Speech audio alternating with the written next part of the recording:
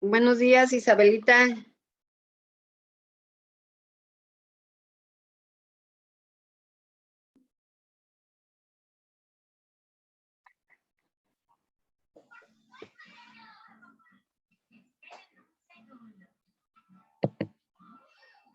Hola, chicas, buenos días.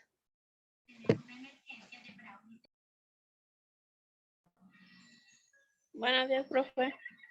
Gusto saludarlas. ¿Cómo estamos?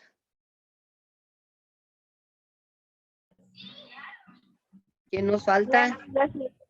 Falta Carlita, ¿verdad? Y Yulisa.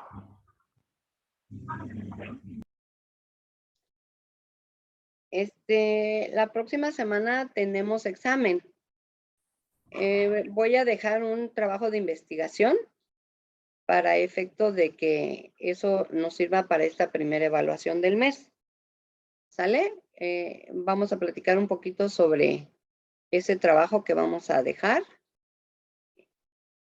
Y obviamente para que podamos discutir los puntos que deseo que se desarrollen. En este caso, va a estar enfocado a lo que es aquí está, vamos a ver. Lo que viene siendo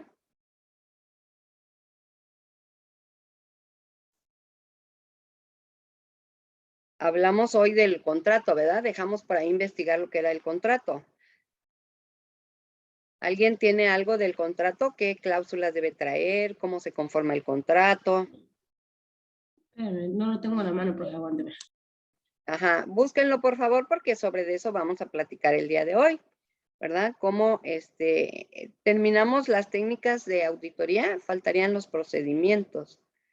Vamos a ver, creo que aquí en la presentación, vamos a ver los procedimientos. Porque control interno lo tocamos todo el cuatrimestre anterior. No tiene caso hablar sobre control interno. Eso ya lo tenemos bien afianzado y no me gustaría dedicarle tiempo a ese tema. Pero sí tenemos lo que son los procedimientos. Aquí está. Creo que ya hablamos algo la semana pasada. Así es. Esto ya lo vimos. Vamos a ir enfatizando más. Nos quedamos en análisis aquí. Análisis de saldos. Ok. Y análisis de saldos. Ok. Voy a poner en pantalla la presentación que hemos estado llevando para este presente cuatrimestre. Vamos a hablar un poquito de eso y vamos a ponernos de acuerdo en lo que va a ser nuestro trabajo para la evaluación de este primer mes. A la fecha no tenemos indicaciones, ya veces que les había comentado que posiblemente regresemos a clases presenciales en 2 semanas. No tenemos todavía ninguna noticia al respecto, pero si sabemos algo, pues se los haremos saber de su conocimiento. ¿Les parece? La semana pasada terminamos, estábamos viendo lo que era el análisis de saldo y vimos cómo se debe de desmenuzar un rubro hasta llegar a poder hacer este análisis en lo particular con lo general. ¿Qué quiero decir? Que lo que tengo en lo general tiene un respaldo que es detallado, ¿verdad? Y así hacíamos el análisis del señor Piña y también hacíamos el análisis del señor Lara y que el saldo final de la cuenta de clientes era de 550. Hasta aquí creo que no hubo ninguna duda. ¿O sí, chicas? No. No, ok. Hoy vamos a hablar un poco de lo que es el análisis de los movimientos. Y tenemos aquí, si gustan, le vamos a subir un poquito más para que sea más visible. ¿Ahí se ve mejor?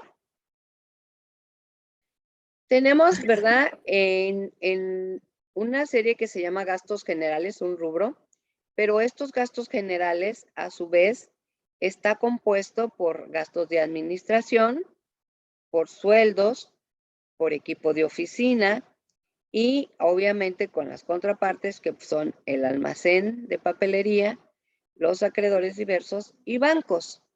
¿Qué sucede aquí? Tenemos que en sueldos, voy a bajarle ahora un poquito porque no nos permite, ahí está.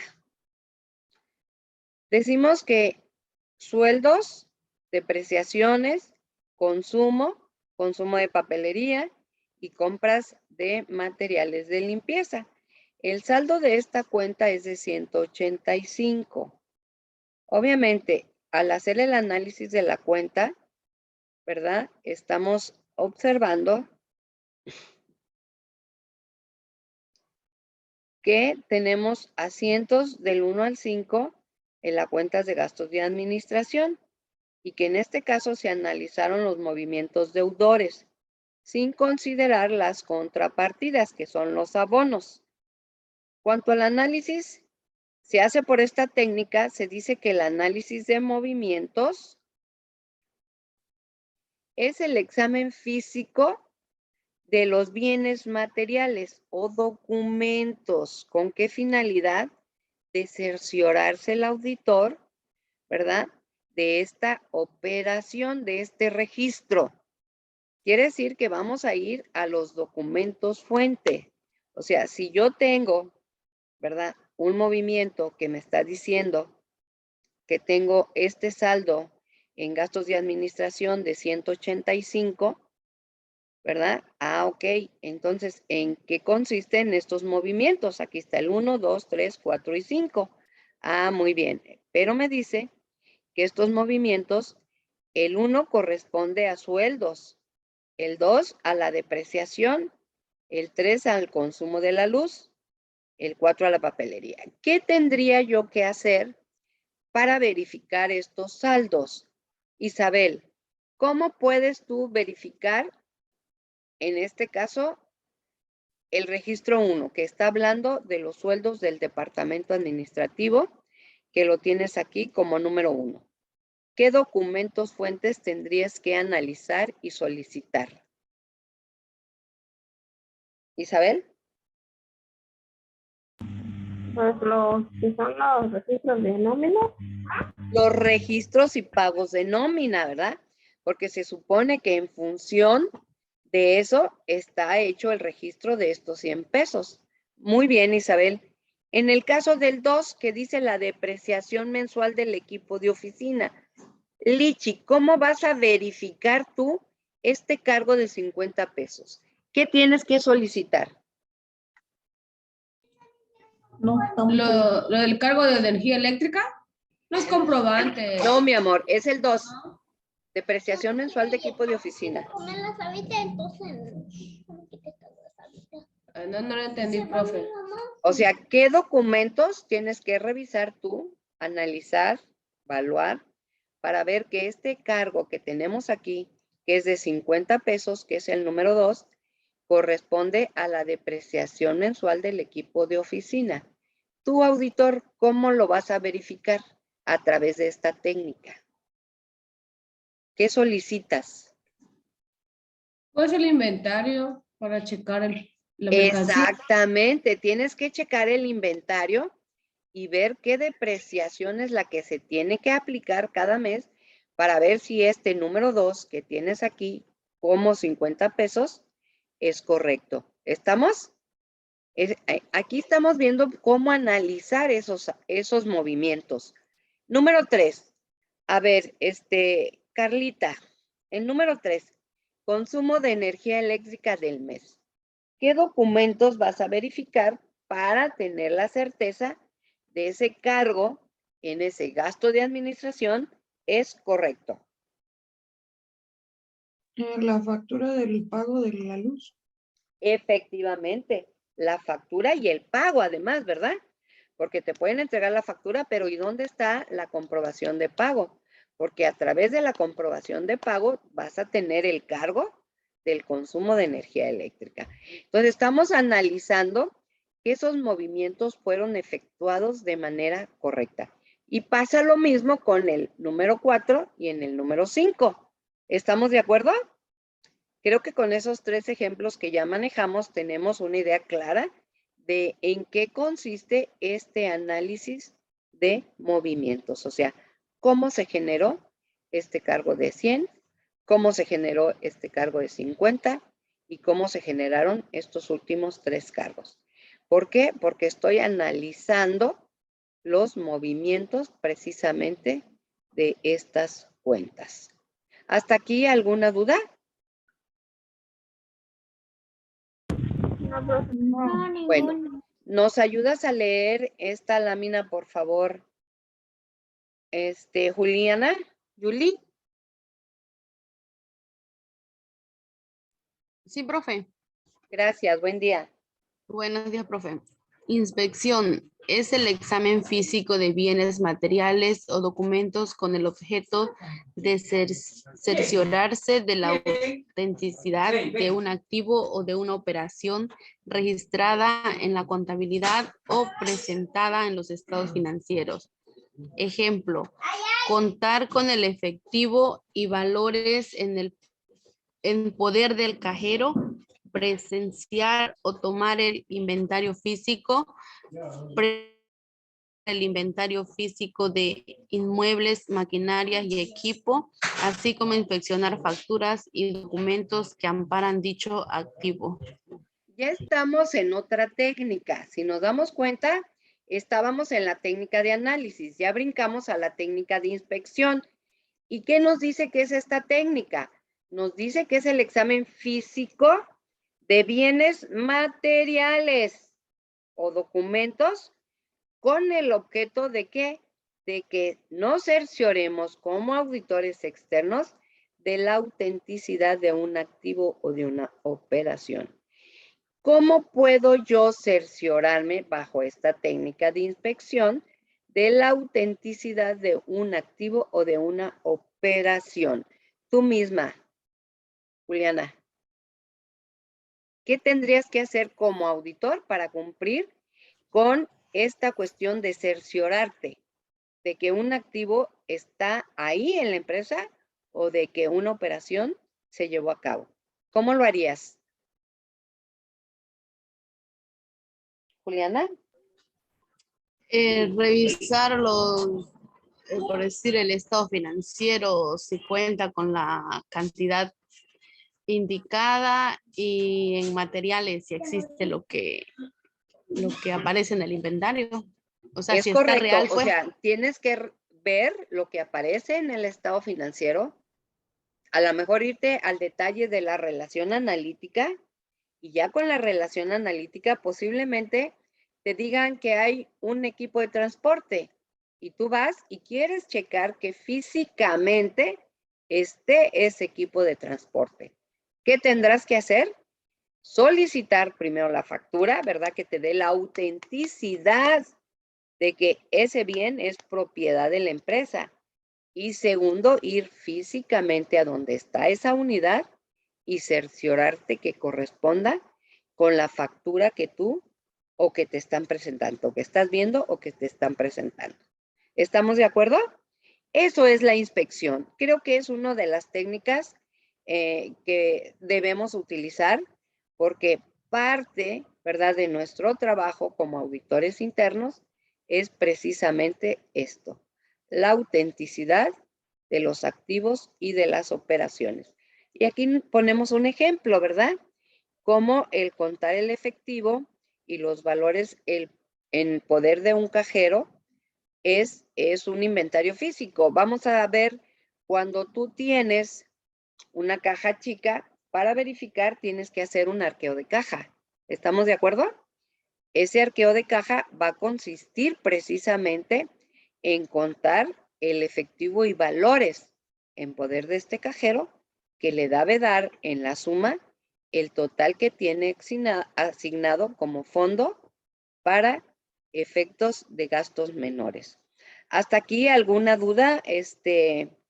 Paulina, Isabel, Carlita, Lichi. No, maestra. Creo que está muy sencilla, ¿verdad?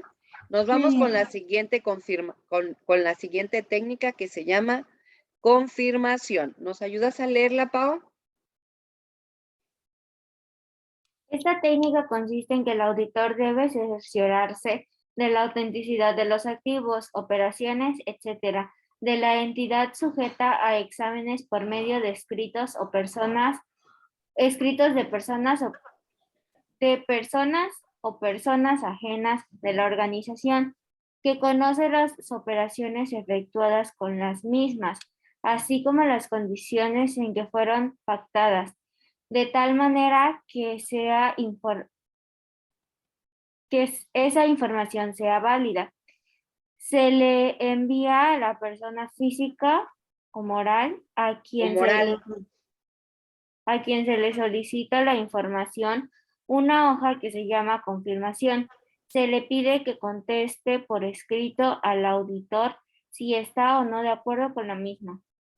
Este tipo de confirmación es una herramienta y una técnica muy utilizada en la cuestión de confirmación de saldos. ¿Con quiénes? Con clientes, proveedores y bancos. ¿Qué sucede? Que el auditor, al tener la empresa relaciones con terceros, tercero es un proveedor, ¿verdad? Porque no forma parte de la empresa, tercero es un cliente porque no forma parte de la empresa, necesita cerciorarse que estas personas físicas o personas morales tengan el mismo saldo en sus contabilidades o en sus registros contables que mantiene la empresa. Por lo tanto, deberá emitir un documento, ¿verdad? Que se llama confirmación. Y en este documento le solicita a esta persona física o moral, ya sea cliente, proveedor o banco, si está de acuerdo con la información financiera que nosotros le estamos manifestando en este documento. ¿Qué pasa con este tipo de confirmaciones? ¿Nos ayudas, Carlita? Sí, confirmación negativa. Si al confirmante se le pide que conteste por escrito si está o no de acuerdo con el dato solicitado. Confirmación negativa. Si al confirmante se le pide que conteste en caso de no estar conforme con los datos. Entonces, hasta ahí. Entonces, tenemos como primera la confirmación puede ser negativa, ¿verdad? No, gracias. No, hasta el miércoles. Perdón, pero me vinieron a ofrecer agua para tomar. Y si no les contesto, ahí me van a estar solicitando que conteste. Bueno, entonces decíamos, Carlita, que lo importante aquí es que le solicitamos que nos conteste, ¿verdad? Pero si nos contesta que no está conforme con los datos, se le denominará confirmación negativa. Ahora sí, confirmación en blanco. Por favor, Carlita. Si al confirmante no se le proporcionan datos y le solicitan informes sobre saldos y movimientos. Aquí es otra manera de enviar esta solicitud, ¿verdad? Yo le digo, oye, estoy haciendo una auditoría externa a la empresa Fletes del Sur y necesito que me digas qué saldo mantienes con ella al 31 de diciembre de 2021. Entonces, yo no estoy enviando ninguna información financiera. Él me tendrá que decir cuál es el saldo que mantiene con la empresa que yo estoy auditando. Entonces, ahí estoy enviando una confirmación en blanco. Ahí mismo, ¿continúas, Carlita, por favor? Sí, investigación. Esta técnica la utiliza el contador público al obtener información de funcionarios o de empleados de la entidad auditada que le sirve para complementar su trabajo, dependiendo de la manera en la que la realice y los recursos que aplique para considerarla como investigación formal o informal. Ejemplo, el contador público puede formarse una opinión sobre la cobrabilidad de las cuentas por cobrar mediante informaciones que obtenga de los funcionarios y empleados de crédito y cobranzas. Aquí ya estamos hablando de otra técnica, ¿verdad? La técnica de investigación. Y vemos cómo aquí a través de la comunicación que el auditor externo tenga con los funcionarios, ¿verdad? De la entidad que está siendo auditada, puede él obtener información formal o informal, ¿verdad? Una puede ser sobre la cobrabilidad de las cuentas por cobrar, como a través de los mismos funcionarios y empleados de créditos y cobranzas. O sea, tú sabes que existe un gerente que tiene a su cargo las funciones de ver cómo va la recuperación de la cartera, así como la utilización o el otorgamiento de créditos. En este momento, pues tú deseas mayor información. ¿Qué tienes que hacer? Dirigirte a aquellas personas que tienen la función específica. ¿Cómo?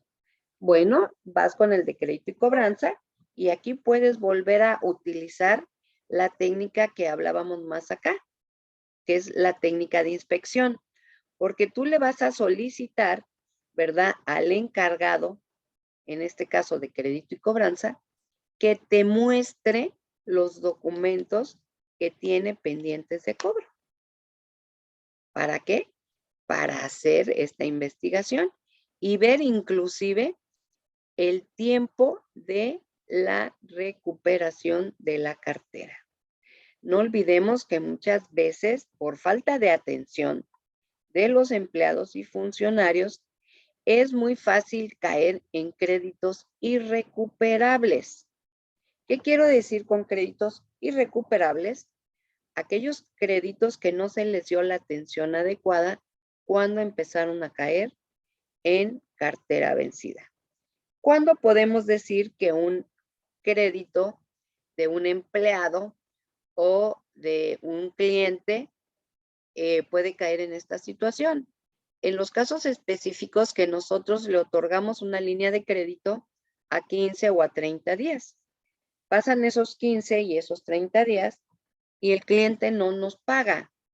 ¿Qué recuperación o qué acciones tendría que hacer esta persona que está encargada de la cobranza para darle seguimiento a estas cuentas? Isabel, ¿qué sugieres que tiene que hacer el de crédito y cobranza para la recuperación de esta cartera?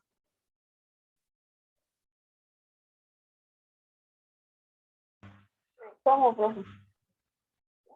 Tú estás evaluando el trabajo de las personas de crédito y cobranza y estás viendo que hay créditos que tienen 30, 60 y 90 días vencidos.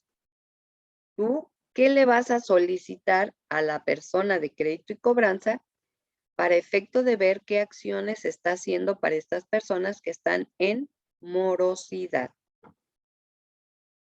¿Qué sugieres que debe hacer esta persona encargada de crédito y cobranza? ¿Qué acciones?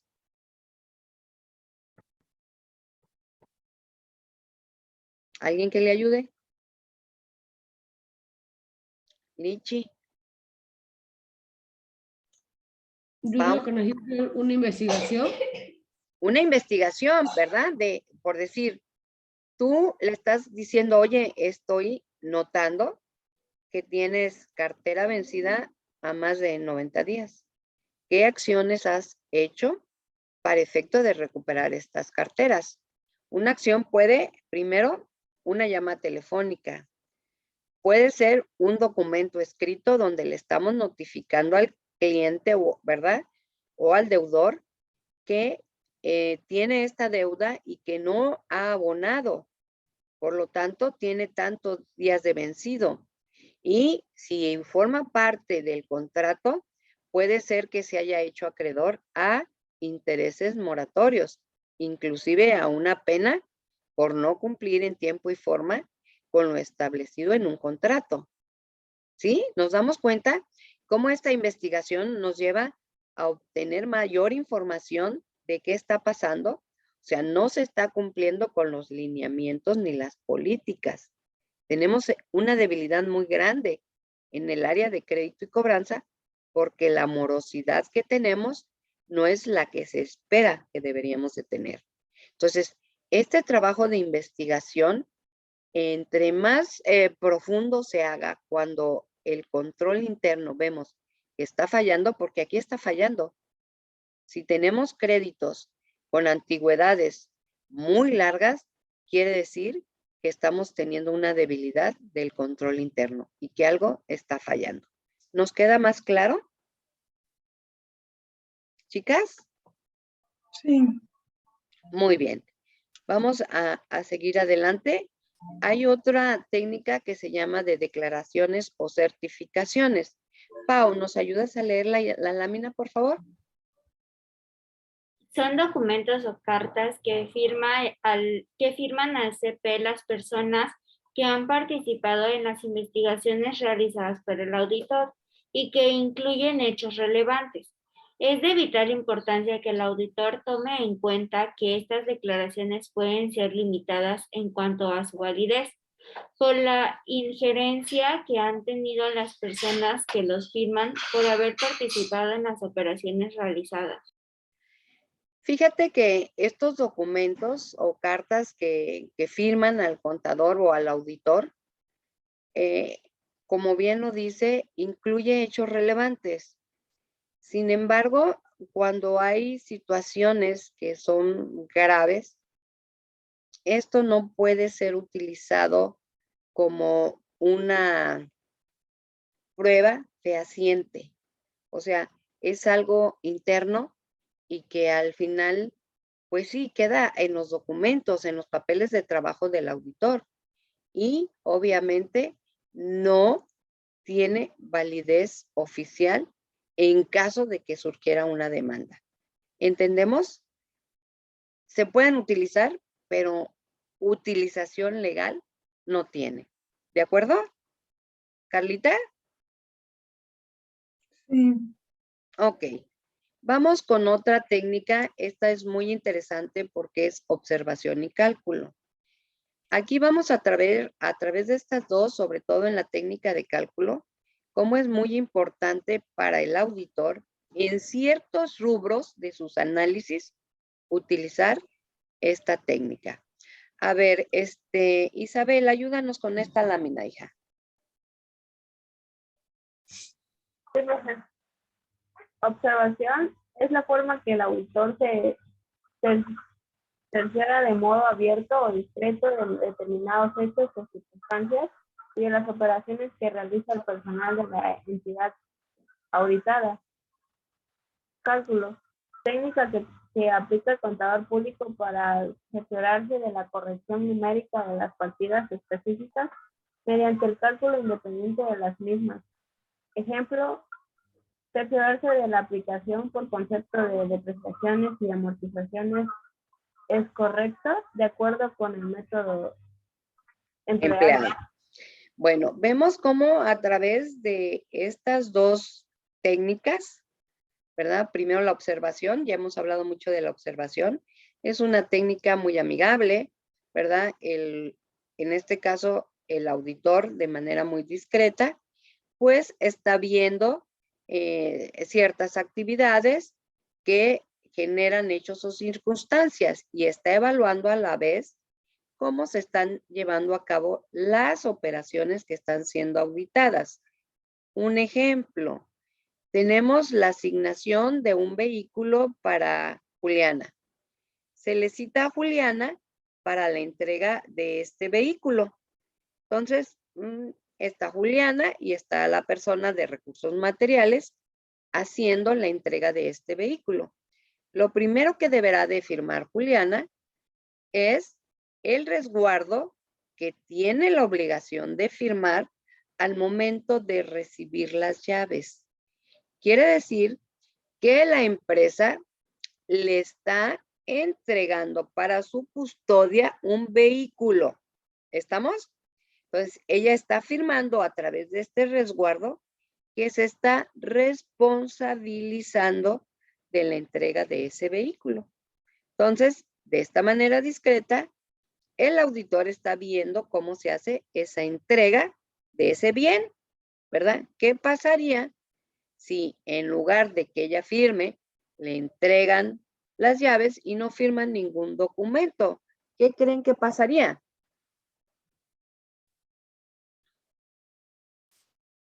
¿qué actitud debería de tomar el auditor?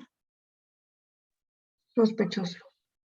Establecer el hecho, ¿verdad? Y las circunstancias. O sea, observé que a Juliana Sánchez le entregaron un bien, ¿verdad? Y ella no firmó ningún documento. ¿Estamos? ¿Qué está pasando? ¿Verdad? Que simple y sencillamente ella está recibiendo un bien, pero no está firmando ningún compromiso con la empresa. No está haciéndose responsable ante la empresa. Entonces, es un hecho delicado. Y entonces ahí el auditor va a marcar la observación.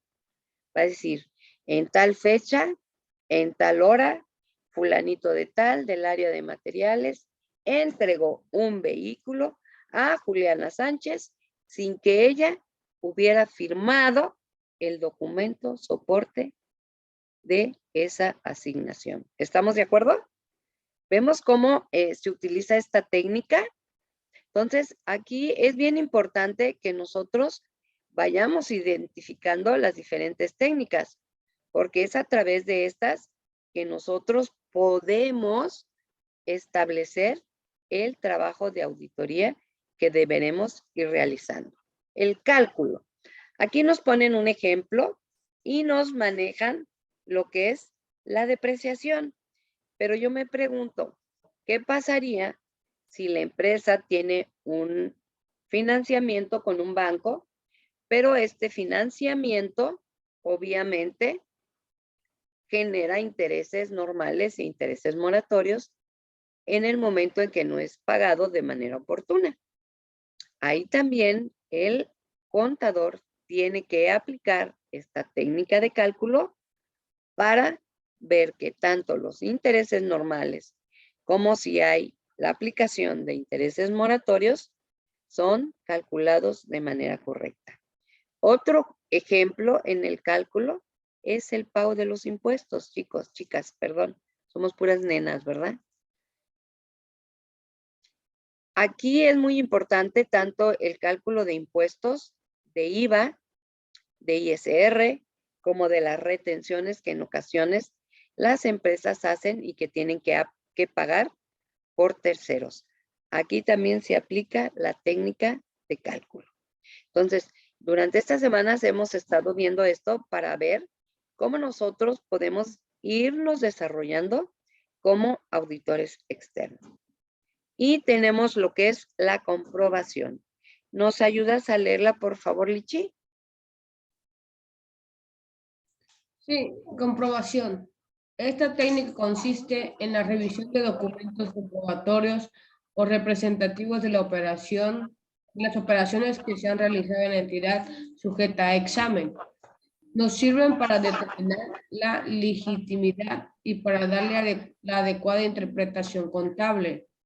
Ejemplo, facturas, recibos, escrituras, actas, contratos, etc. De preferencia, debemos solicitar que estos comprobantes sean originales. Es correcto. Aquí estamos hablando de la comprobación de documentos que conforman parte de una comprobación. Un ejemplo podría ser, se va Juliana de viáticos, ¿verdad? Toda la semana.